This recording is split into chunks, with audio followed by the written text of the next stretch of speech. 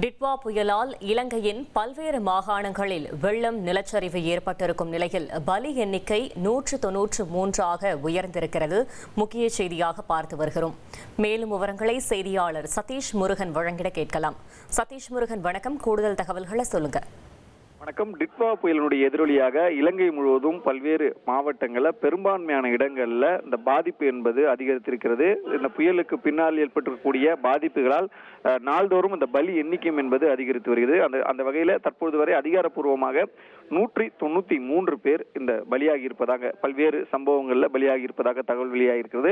குறிப்பாக நிலச்சரிவு, அதே போன்று வெள்ளத்தில் அடித்து சென்றது போன்ற இந்த காரணங்களுக்காக 193 பேர் மரணம் அடைந்திருக்கிறார்கள். மேலும் 228 பேர் தற்பொழுது வரை காணாமல் போயுள்ளதாகவும் தகவல் வெளியாகிருக்கிறது. அதிகபட்சமாக இறப்பு எண்ணிக்கை பதுளை மாவட்டத்தில் பதிவாகி இருக்கிறது. 71 பேர் உயிரிழந்துள்ளனர். அதற்கு அடுத்த கட்டமாக கண்டி மாவட்டத்தில் 52 பேர் உயிரிழந்துள்ளதுடன் 105 பேர் காணாமல் போயதாக தகவல் வெளியாகிருக்கிறது.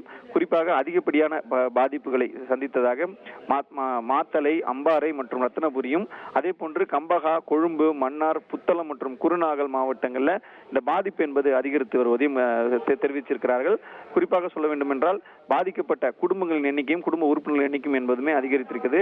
2,66,114 குடும்பங்களை சேர்ந்த சுமார் 10 லட்சத்திற்கும் மேற்பட்டோர் இந்த புயலின் காரணமாக பாதிப்பில் சிக்கியிருக்கிறார்கள் என்பதும், பாதிப்படைந்திருக்கிறார்கள் என்பதும் தகவல் வெளியாகிருக்கிறது. இனி செல்லும் இடமெல்லாம் செய்தி. தந்தை டிவியின் வாட்ஸ்அப் சேனலை ஃபாலோ பண்ணினா செல்ல இருக்கும் இடமெல்லாம் செய்தி. இதோ QR